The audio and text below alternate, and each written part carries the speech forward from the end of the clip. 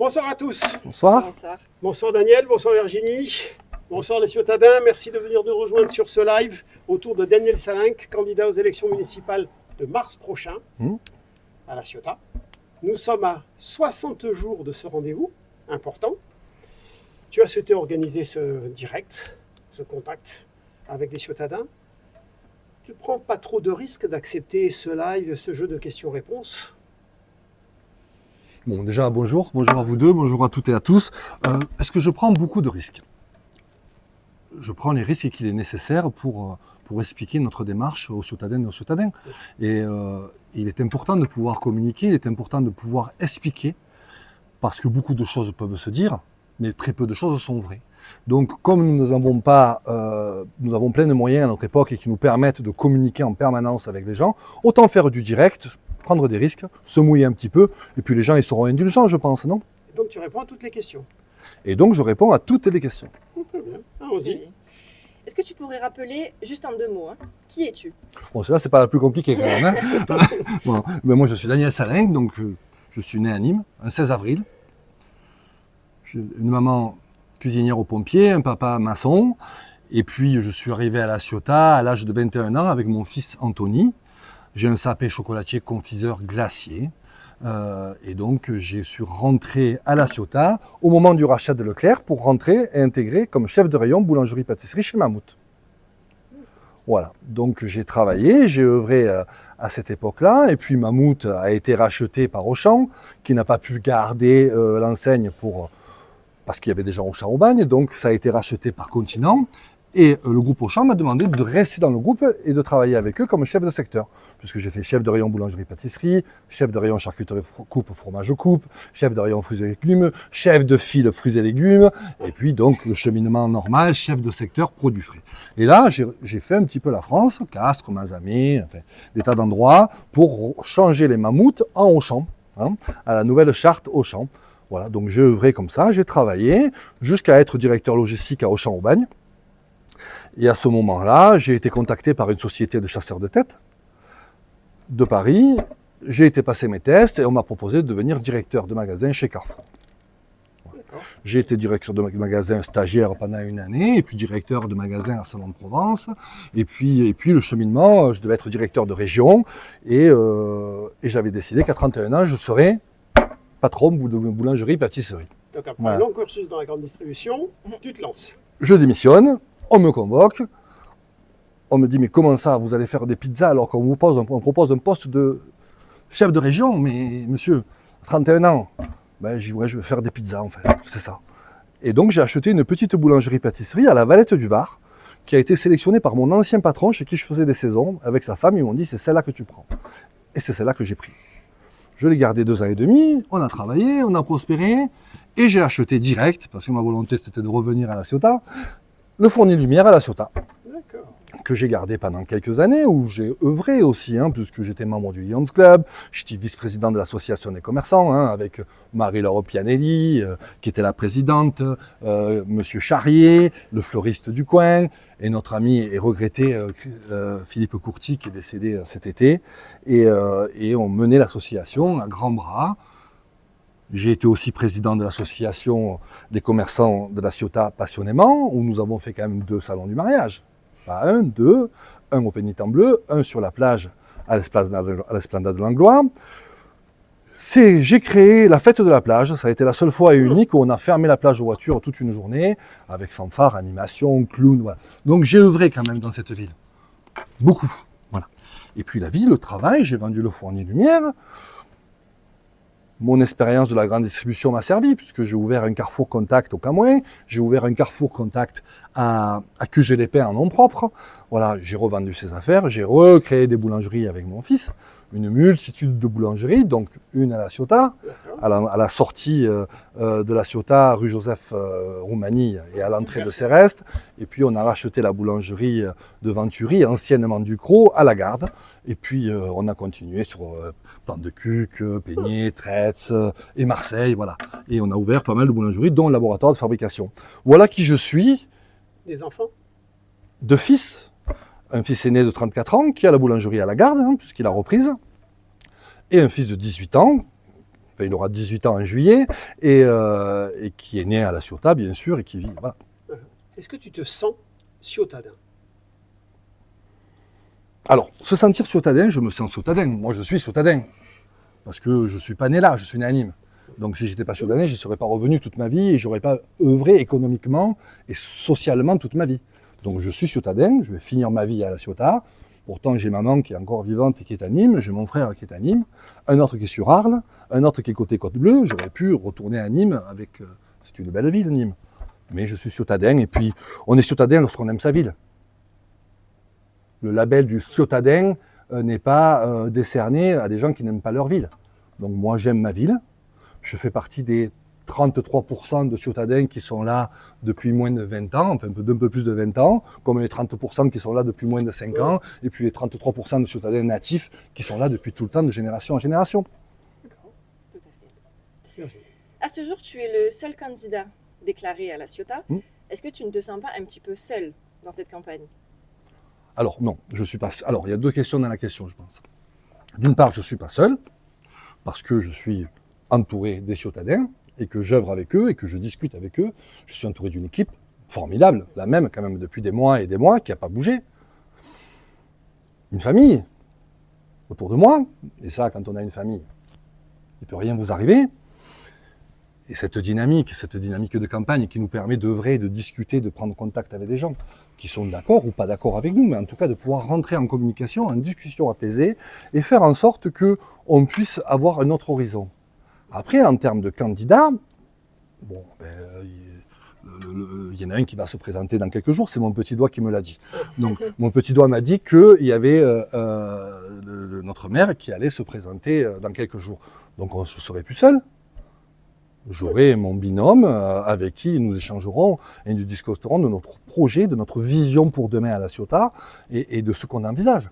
Et les ciotadens et les ciotadaines choisiront à ce moment-là, de manière impartiale dans une urne, de savoir qui a été le meilleur pendant cette campagne. Tu parlais à l'instant donc de projet, de programme. Oui.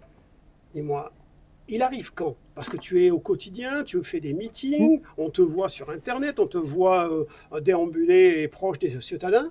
Mais le programme, le projet, il arrive quand? Il est formalisé quand?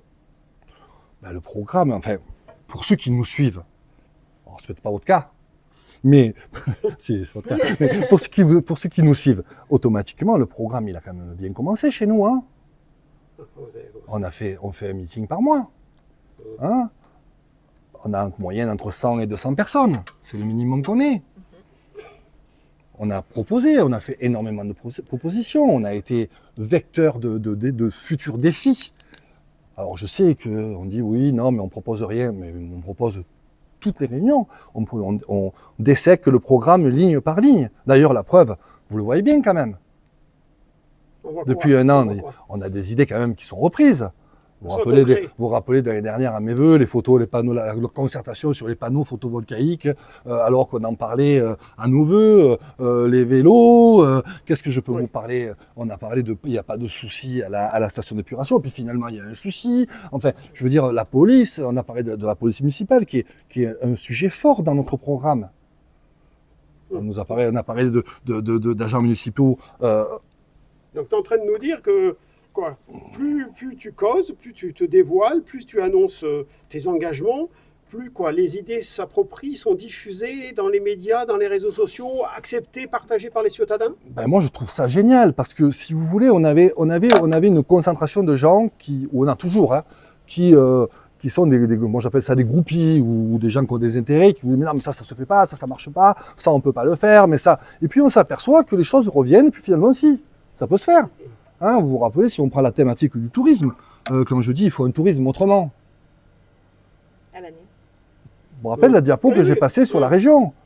Il faut faire un tourisme, il faut désaisonnaliser, il faut travailler autrement le tourisme. C'est pas moi, ça fait 5 ans que j'en parle moi, dans mon institution.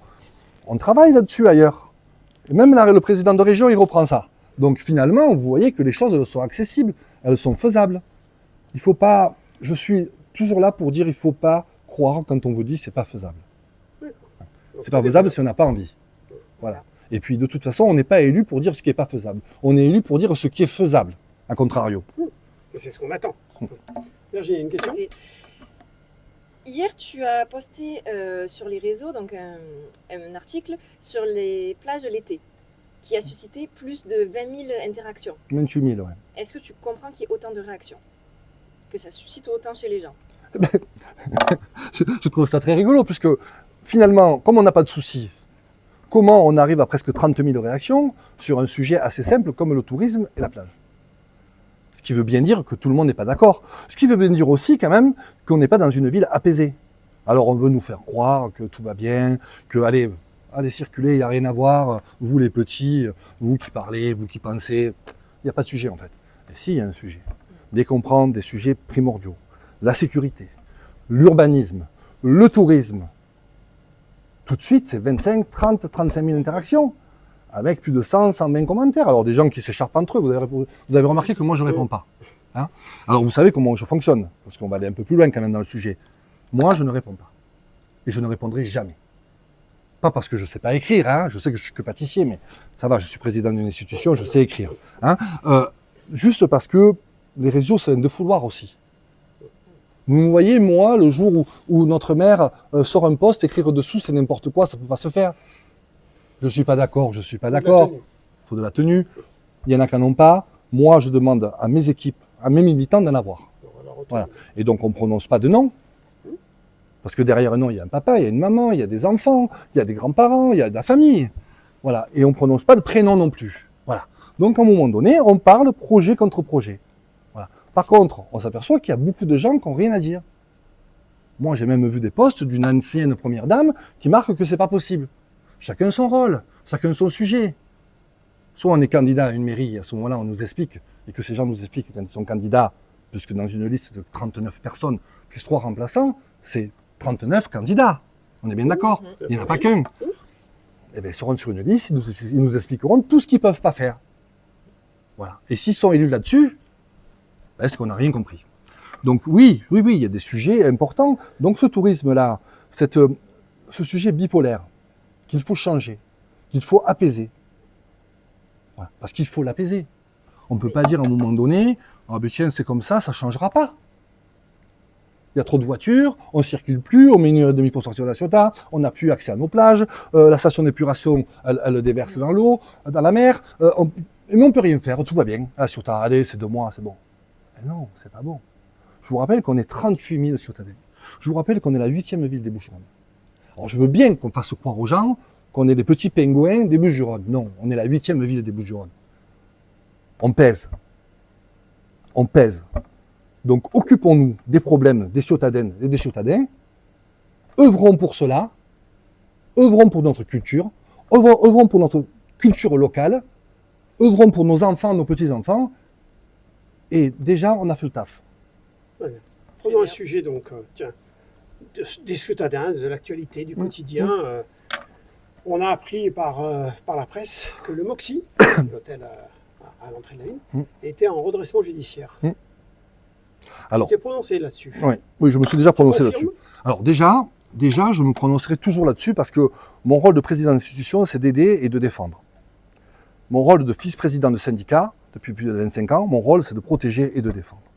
Donc chaque entreprise, que ce soit Brandt, Diot, le Moxie, les petits entrepreneurs du coin qui tirent le rideau, c'est avant tout une aventure humaine qui s'arrête. C'est avant tout des salariés en détresse, c'est avant tout des familles qui mangeront moins bien à la fin du mois. Donc déjà, c'est le premier sujet. Donc il faut être sérieux avec ces sujets, parce que les gens ne sont pas sérieux. Et le Moxie, je rappelle que c'est un très gros groupe d'hôtellerie. Oui, c'est pas le petit groupe du coin. D'accord? Donc même eux, ils arrivent à faire des erreurs. Après, c'est un projet politique, le Moxie, on l'a voulu. Enfin, nous, on l'a pas voulu, mais on l'a voulu. Voilà. Le Moxie, le cinéma, le bowling, le flashball, non, ça c'est pas rien. Bon. Enfin, ça c'était écrit, mais c'est pas fait. Bon. On l'a voulu, ça y est, ok. Ça marche pas. Donc c'est un problème politique. C'est un vrai problème politique. Parce que on parle du Moxie, mais on peut parler des Faux Bleus, d'anciens casinos. C'est pas une volonté commerçante, ciotadenne, de faire une halle. Oui, donc c'est un problème politique. Voilà. Donc quand les problèmes sont politiques, il faut les gérer de façon politique. Donc, ce Moxie, qui est là, qui aujourd'hui est en mauvaise posture, qui est basé sur le plus gros rond-point de la Ciotat où il y a le plus de voitures qui passent tous les jours quand même. Je vous le rappelle. Hein. Voilà. Donc vous êtes là, vous louez ça 1000 balles, 1500 balles la semaine, et puis vous vous mettez sur le balcon en maillot, et puis vous apercevez que vous allez voir 3000 voitures, et que 3000 voitures vont vous voir. Bon, problème. Donc il n'y a qu'une solution. Nous, quand on sera aux affaires, c'est-à-dire le 23 mars, la semaine d'après, on aura le conseil municipal de mise en place. On va travailler tout de suite avec les équipes pour faire une reprise du Moxie. Nous, la Ciotat. On va leur acheter ce Moxie. Pour en faire quoi? Pour en faire quoi? Mais comment ça, pour en faire quoi? Alors déjà, on ne le voulait pas. Le 2, c'est une verrue. Oui, mais elle est là. Non, mais on ne va pas la détruire. Non. D'accord, ok. Par contre, on a des logements d'urgence à faire. Ouais. Ça, c'est une réalité. On a des Ciotadens qui n'ont pas de logement. Des jeunes, logements d'attente. Et après, excusez-moi, je rappelle qu'on est quand même saisonnier. Et si on veut travailler sur une saisonnalité tout au long de l'année, Une ville touristique, ouais.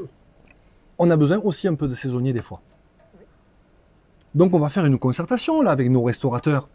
Combien vous avez besoin d'employés? Combien vous avez embauché d'employés? Moi j'en connais des restaurateurs hein, qui louent des appartements pour leurs saisonniers. Sur des métiers qu'on n'a pas ou que chez nous on ne veut pas faire. Parce que moi je préconise toujours l'embauche du Ciotadin, hein, d'accord? Mais voilà, chef cuisinier, j'en sais rien, moi des gens qui ont un potentiel que, bon, on ne le trouve pas. Ok, on le loge où? Ben, ils auront une solution. Alors ils payeront, hein, parce que ça ne sera pas gratuit, on est d'accord. Mais ils auront une solution. D'accord. Donc, ce qu'il faut retenir, qui est le plus important, hébergement d'urgence. J'ai mon bungalow, j'ai ma maison qui brûle, comment je fais? On en a, hein, quelques-uns de logements d'urgence, il ne faut pas mentir. On en a. Et nous, on ne ment pas. Pour quelques temps. Il n'y en a pas assez, déjà. Et à côté de cela, il y en a qui sont dans des états. Voilà. Donc là, on a un truc. Voilà. Vous avez une solution. 2 mois, 3 mois, vous avez une solution.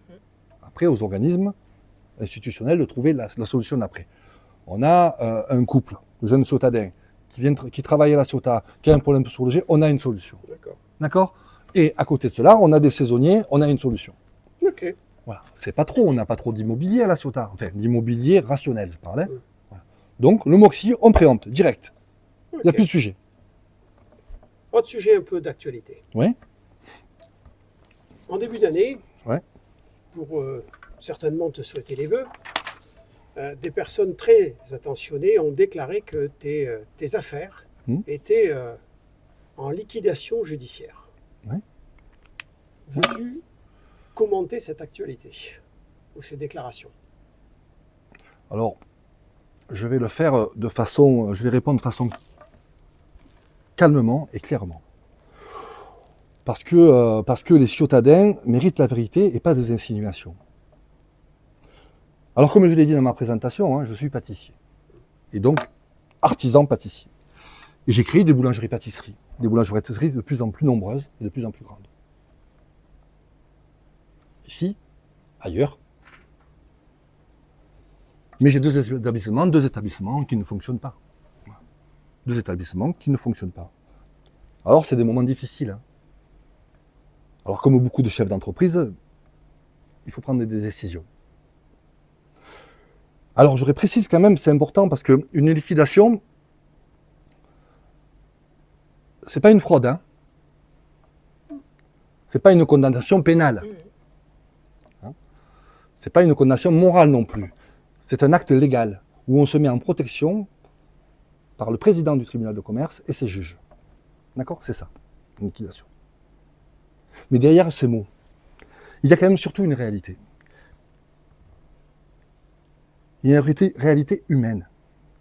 Vous comprenez? Oui, les collaborateurs. Oui. Derrière une entreprise, il y a des femmes, il y a des hommes, il y a des salariés, il y a des familles. Et ça, moi, je ne l'ai jamais oublié.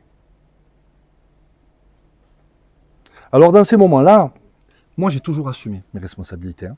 J'ai fait le maximum pour accompagner, proposer, respecter, pour faire face. Je ne me suis pas caché. Ce n'est jamais facile. Hein. Vraiment, c'est pas facile. C'est pas indolore. Mais c'est la réalité de la vie économique. Il faut faire avec. Alors souvent, on est critiqué par ceux qui n'ont jamais connu l'échec, mais qui n'ont jamais rien tenté, ou qui n'ont jamais rien essayé. Vous voyez? Moi, j'ai entrepris, j'ai travaillé. J'ai beaucoup travaillé. J'ai créé de l'activité. Et quand ça n'a pas fonctionné, eh bien, je n'ai pas fui. Je ne fuis pas. J'ai appris la rigueur, l'humilité et le courage. On apprend plus de ses échecs que de ses réussites. Ça, c'est une réalité. Après, moi, ce que je propose aux Ciotadens, ce n'est pas une carrière politique, c'est une expérience de vie, vous voyez? Contrairement à certains. Une gestion en bon père de famille, en toute humilité, en toute transparence. Ça, c'est ce que je propose. La Ciotat, elle a besoin de rassemblement. Elle n'a pas besoin de chicaya. Elle n'a pas besoin de fausses rumeurs. Voilà ce que j'ai à dire à ce sujet-là. Très bien. Merci. Virginie? Encore une question. Est-ce qu'on aurait une date à noter, à retenir, un prochain grand rendez-vous? Oui, il y en a plein. Il y en a plein. À part les élections, avant ça. Alors, déjà, on va instituer un rendez-vous hebdomadaire. D'accord? Tous les mercredis, on se retrouve à 18h. D'accord. Vous me posez vos questions. Les gens me posent leurs questions. D'accord? Je ne prépare rien. Je vous réponds. Quand je sais. Quand je ne sais pas, je ne vous réponds pas. Je ne fais pas de langue de bois. Je vous dis, ben, tiens, ça, je ne sais pas. On va travailler, on va se renseigner. Parce que c'est ça le job. On n'est pas obligé de tout savoir. Par contre, on est obligé d'être optimiste et engagé. Ça, c'est le job. Très bien. C'est ça un poste d'élu. Et après, il y a le rendez-vous du 29 janvier. Et celui-là, il est extraordinaire, c'est les vœux. Ah. Avec plein de surprises. Tes vœux. Oui, c'est nos vœux. C'est mes vœux, mais c'est les vœux aussi de mon équipe. Et il y aura des surprises. Il y aura de nouvelles entrées. Il y aura plein de choses intéressantes. Il faut venir parce que le teasing est bon. Je vous le dis. Il va y avoir des surprises, messieurs, dames. Vous allez voir. Et c'est surtout l'un de nos derniers rendez-vous. Parce qu'on aura encore un atelier débat en février. On aura un grand meeting en mars, avant le premier tour. Mais en tout cas, ce qu'on va faire là toutes les semaines, il n'y a personne qui pourra dire qu'il n'a rien à proposer. Il n'y a personne qui pourra dire mais d'où il sort. Mais non, il n'y a pas de mais. Nous, on n'a jamais utilisé le mot mais. Je ne sais pas, on ne peut pas. Non, on ne sait pas faire ça. Nous, ce qu'on fait, c'est du positif. Ce qu'on fait, c'est de l'engagement. Ce qu'on fait, c'est de la volonté. Et c'est ce qu'on va faire, tout le temps, jusqu'au 23 mars. Merci Daniel. Merci à vous. Merci beaucoup. Merci Daniel d'avoir répondu à nos questions. Donc on se retrouve tous les mercredis, même jour, même heure, et le 29 janvier Pour les vœux. pour les vœux au restaurant Athélia, en Athélia 2. Tout à fait. Encore. Bonsoir. Merci beaucoup. Très bien, Merci. merci.